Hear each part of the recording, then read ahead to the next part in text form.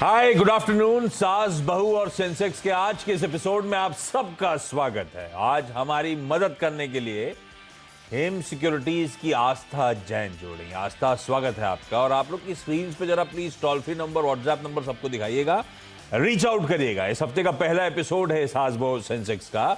आने वाले एपिसोड में कोशिश होगी ज्यादा से ज्यादा क्वेरीज आप लोगों की रेज कर पाए।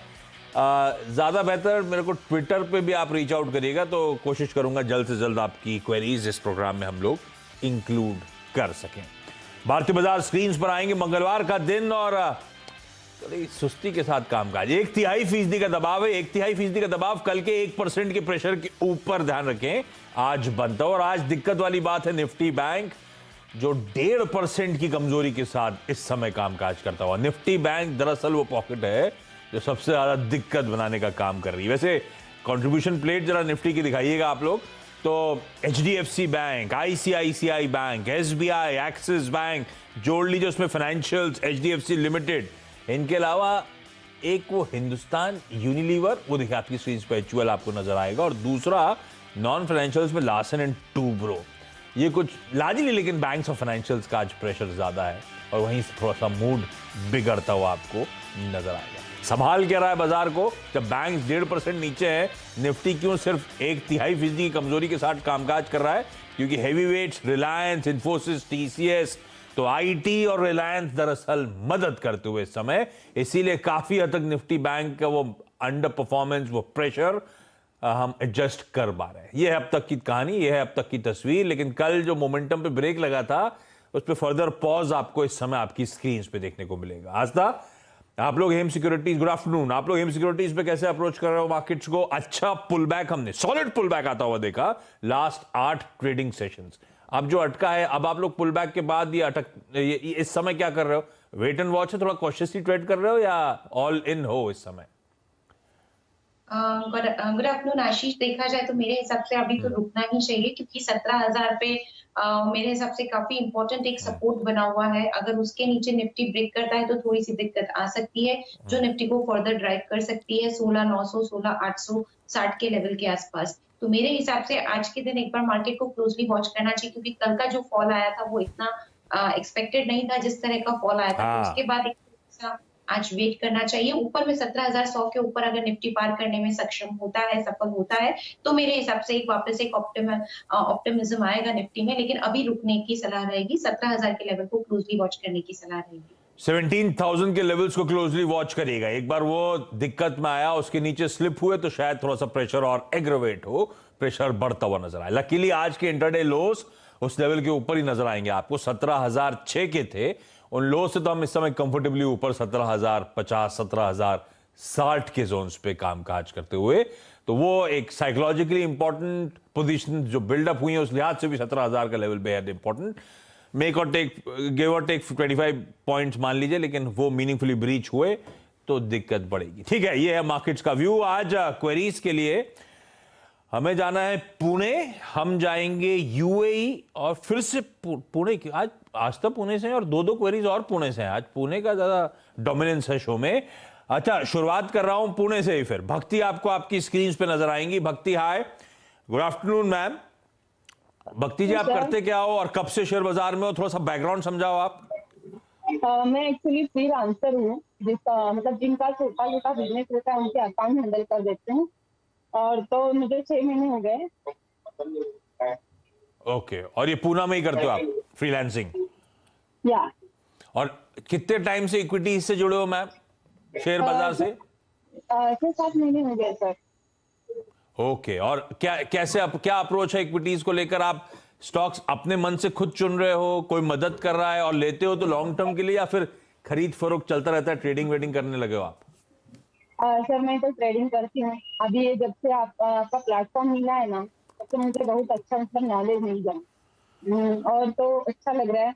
और ट्रेडिंग भी किया था, अभी थोड़ा मार्केट का सिचुएशन बैड चल रहा है तो ट्रेडिंग बंद किया है मैंने। और जो मेरे पास स्टॉक है वो लॉन्ग टर्म के लिए मैंने कैरी किए। और ये ट्रेडिंग जो लास्ट 6 मंथ्स करी थी, पैसा आया सर? अरे वाह, तो फिर क्या दिक्कत। अच्छा भक्ति, फिर अभी कहाँ दिक्कत आ रही है? कौन सा स्टॉक है पहला जो आस्था के पास जाए जिसके लिए? एक जाइडस लाइफ साइंस करके है मेरे पास, क्वांटिटी है 295, 416 का बाई है मेरा। और एक स्टॉक है नहीं, जाइडस का एक पे पहले चलते हैं। जाइडस कितने पे पाएंगे? 417, 417। या ये ट्रेडिंग वाला स्टॉक था जिसमें फंस गए, या कोई और रीजन से लिया था, लॉन्ग टर्म के लिए लिया था? नहीं, एक्चुअली मैंने उस दिन इनका न्यूज देखा था, मतलब दादाजी से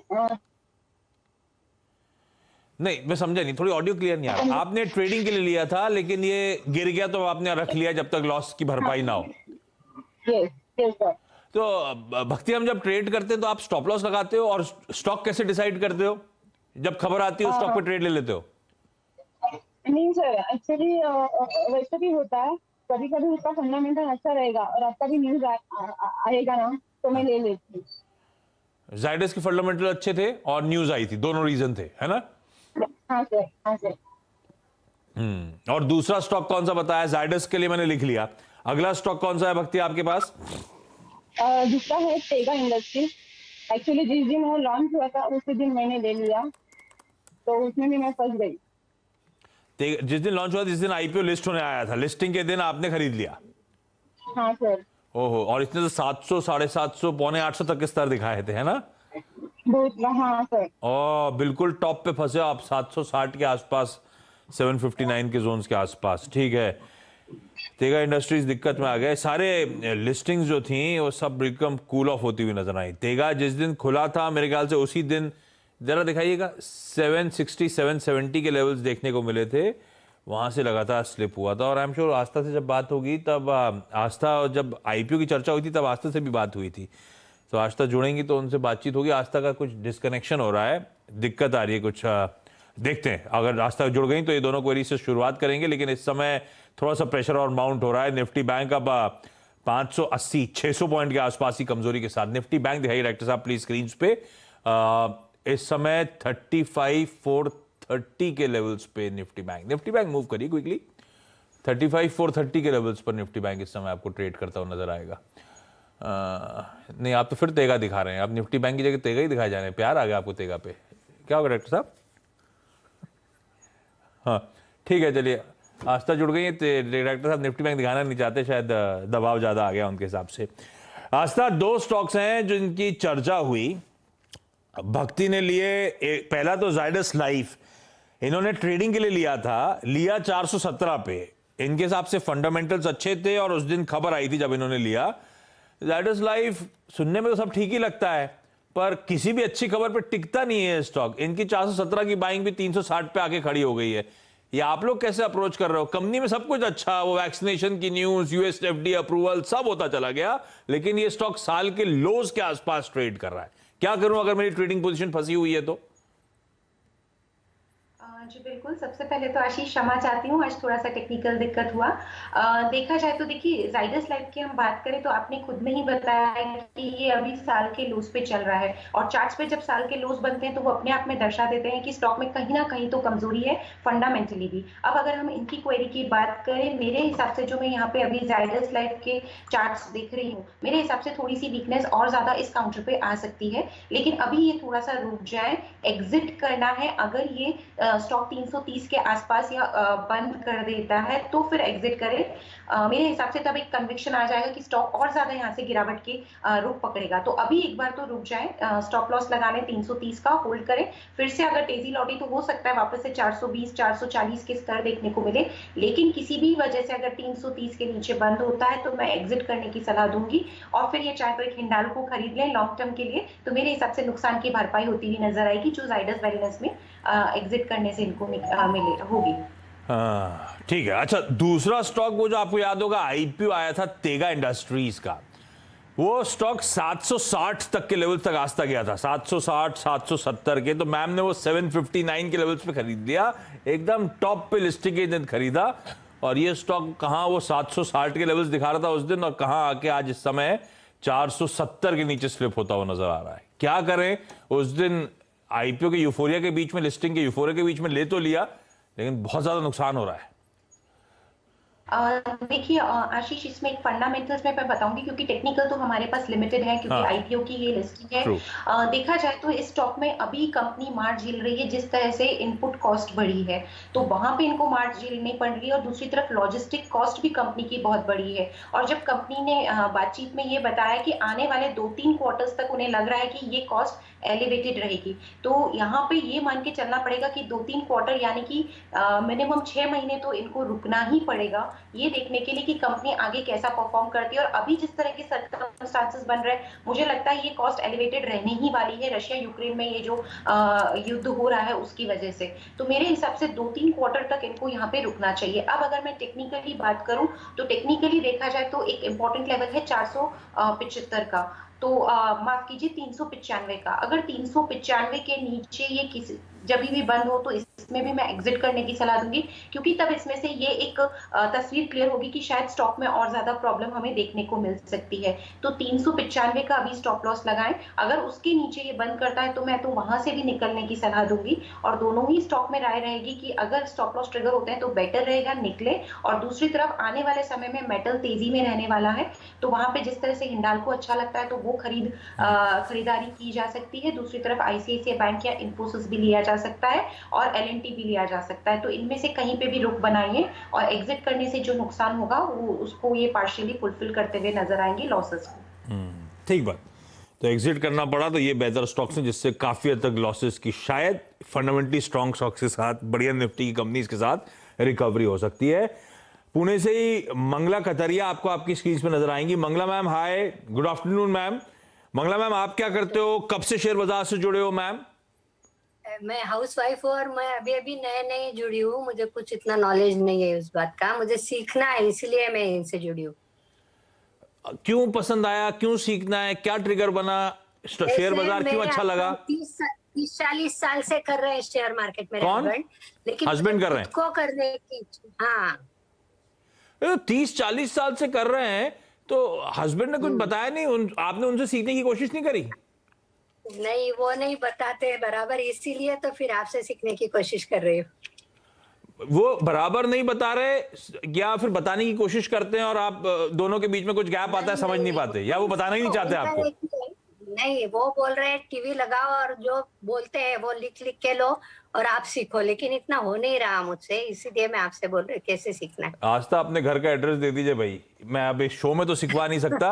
और मैम आस्था भी पूना में रहती हैं, लेकिन अच्छा सवाल क्या है आज के लिए मैम? वही कि शेयर कैसे खरीदने, जैसे अभी मेरे पास भारत फोर्ज का है तो वो, हेलो मैम आवाज आ रही है, आप दिखना बंद हो गए, बताओ आप।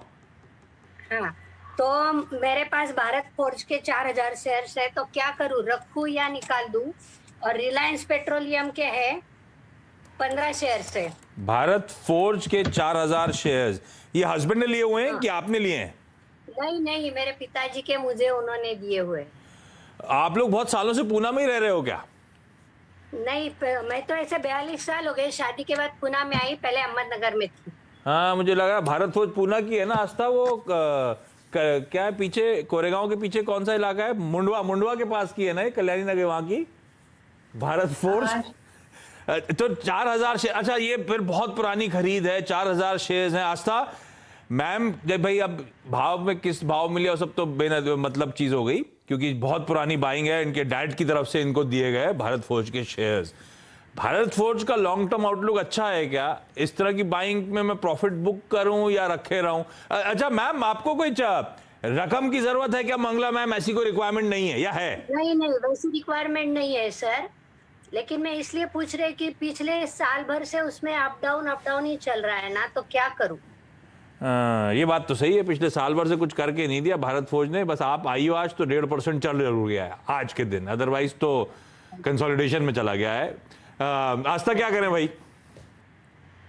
मेरे हिसाब से तो अभी वेट करना ही बेटर रहेगा, थोड़ा सा रुक जाइए, लेकिन एक लेवल मैम ध्यान रख लीजिए। 550 जब भी आप स्क्रीन पे ट्रैक करें प्राइजेस, तो 550 के जिस दिन नीचे ये बंद होता है तो समझिए कि स्टॉक में और ज्यादा अभी टूटत आ सकती है, गिरावट आ सकती है। तो बस एक लेवल आप ध्यान रखिए और अभी तो अपनी पोजीशन में बने रहिए। जब तक वो लेवल टूटता नहीं है कोई दिक्कत नहीं है, पेशेंस लेवल आपका चेक करेगा और मेरे हिसाब से 1 साल के लिए आप आराम से यहाँ पे होल्ड करिए। इनिशियल टारगेट्स जो देखने को मिलेंगे वो तकरीबन 780 के रहेंगे, ये मैं टेक्निकली बोल रही हूँ। तो इनिशियल टारगेट रहेंगे, लेकिन आपको तो होल्ड ही करना है। तो 550 के लेवल को एक स्टॉप लॉस बना के होल्ड करिए और आगे जाते हुए वापस से मेरे को लगता है 780 से लेके यहाँ पे ऊपर में 850 तक के स्तर हमें ये काउंटर दिखा सकता है। तो बने रहने की सलाह है।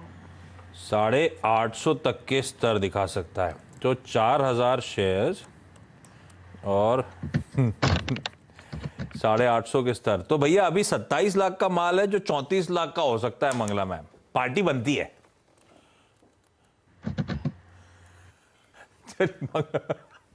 होल्ड करिए मैम, अच्छे एग्रेसिव टारगेट रास्ते की तरफ से आते हुए। यूएई जा रहा हूं, रस अल खैमा, मैंने सही पढ़ा क्या सुलेखा मैम? हाँ जी एकदम सही कहा। मैम यूएई कैसे पहुंच गए आप? मेरे हस्बैंड यहाँ पे जॉब करते हैं ये रैक सेरेमिक्स में। ओके, तो अच्छा, तो काफी लंबे समय से आप लोग यूएई में हो? 2014 में उन्होंने ज्वाइन किया था, मैं आई 2016 में। ओके, और कैसा लग रहा है यूएई? इंडिया मिस कर रहे हो नहीं कर रहे हो? इंडिया तो बहुत मिस करते हो, इंडिया तो अपना देश है भाई।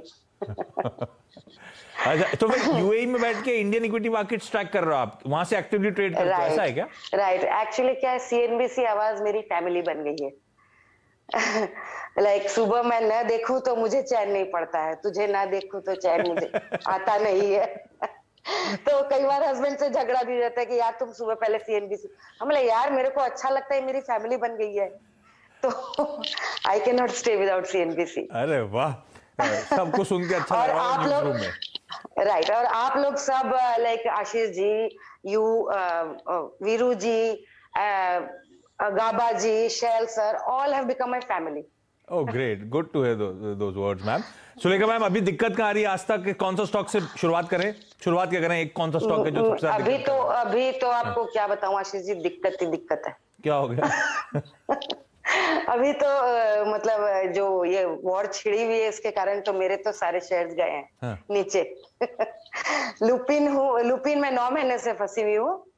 लाइक 65 शेयर्स है मेरे पास, 1059 की खरीद है मेरी।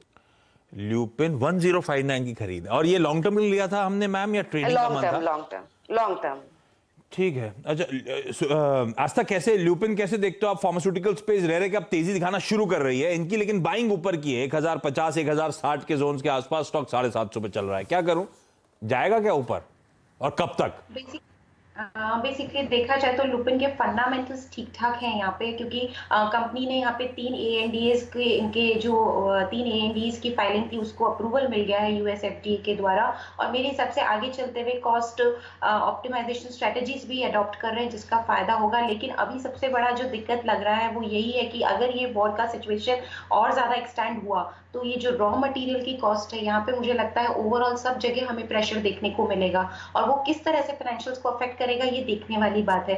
तो मैम एटलीस्ट आपको 3 से 6 महीने तो रुकना पड़ेगा, वैसे भी आपका होराइजन लॉन्ग टर्म है, तो इतना आप रुकिए, क्योंकि एक बार हमें क्या ये स्थिति किस तरफ जाती है ये देखना पड़ेगा, और रिजल्ट्स कैसे आते हैं। रिजल्ट्स बढ़िया आए तो स्टॉक वापस से आपकी कॉस्ट प्राइस तक आएगा, तो अभी तो वेट करिए। लेकिन फिर भी एक लेवल टेक्निकली जो लग रहा है वो 670 का काफी इंपॉर्टेंट यहाँ पे सपोर्ट है, तो उसको भी एक बार ध्यान में रखते रहिए कि 670 के नीचे बंद नहीं होना चाहिए। अगर उसके नीचे बंद होगा तो मार्केट भांप लेगा कि कुछ बड़ी प्रॉब्लम है और ज्यादा फिर टूटत आ सकती है। तो टेक्निकली एक लेवल रखिए 670 का और अपनी पोजीशन को अभी तो कंटिन्यू करिए। मेरे हिसाब से 2 से 3 महीने का समय सीमा रखते हुए आप रहेंगे तो आपकी कॉस्ट प्राइस आपको देखने को मिलेगी, प्रोवाइडेड अगर रिजल्ट्स वगैरह सब बढ़िया दिए कंपनी ने तो। ओके। अच्छा सुलेखा मैम, भक्ति मैम, धन्यवाद जुड़ने के लिए। सुलेखा मैम सॉरी, बहुत सारी क्वेरीज हैं आपकी, किसी और दिन मैं टीम से रिक्वेस्ट करूंगा आपको फिर से। आप कुछ कह रहे हो? या मैं कह रही थी मेरे पास 2 शेयर्स का और आप थोड़ा सा हेल्प का, और मैं बिल्कुल, मैं प्रॉमिस कर रहा हूं किसी आने वाले शो में आपके फिर से इंक्लूड करूंगा क्वेरीज, आपसे फिर से मुलाकात हो पाएगी। मंगला मैम सॉरी, ये आस्था से मैंने बोला भी था, इन्होंने एड्रेस शेयर नहीं करा है। मैं फिर से पोक करूंगा आस्था को कि एड्रेस शेयर करे तो मंगला मैम को सीधे सीधे डायरेक्टली पूना से मदद मिल जाएगी। इधर मैं इस नोट पे खत्म कर रहा हूँ, खत्म क्या कर रहा हूँ यहाँ पे, इस सेगमेंट को खत्म कर रहा हूँ। आस्था थैंक यू सो मच जुड़ने के लिए, क्योंकि मुझे अब मार्केट्स दिखाने हैं। जरा निफ्टी लेकर आइए स्क्रीन पे, निफ्टी बैंक लेकर आइए। क्या एकदम से कवरिंग का मूव देखिए आपकी स्क्रीन पर। आधे % के दबाव के साथ हमने शो की शुरुआत करी थी, 1/4% की बढ़त के साथ अब निफ्टी इस समय ट्रेड करता हुआ 40 पॉइंट ऊपर। निफ्टी बैंक दिखाइए, वही निफ्टी बैंक तो कुछ देर पहले मैं कह रहा था 1.5% का दबाव, 600 पॉइंट की कमजोरी, वो निफ्टी बैंक अब महज आधा % की कमजोरी के साथ ट्रेड कर रहा है। उन लो से 400 पॉइंट की रिकवरी के साथ इस समय कामकाज होता हुआ।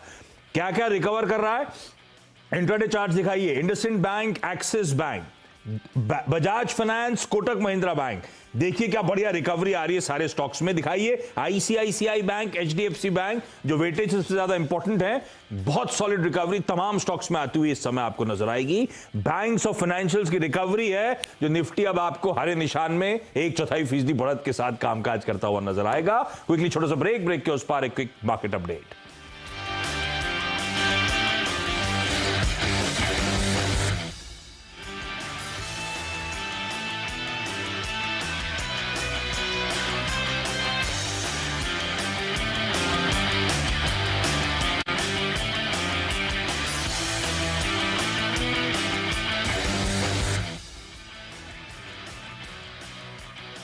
दिन के लो से बहुत बढ़िया रिकवरी भारतीय बाजारों में, और मिड कैप्स की भी हालात अब सुधरते हुए आपको नजर आएंगे। ऐसे में मिड कैप स्पेस में चल क्या रहा है, डिटेल्ड कवरेज ब्रेक के उस पार मिड कैप मध्य में। नमस्कार।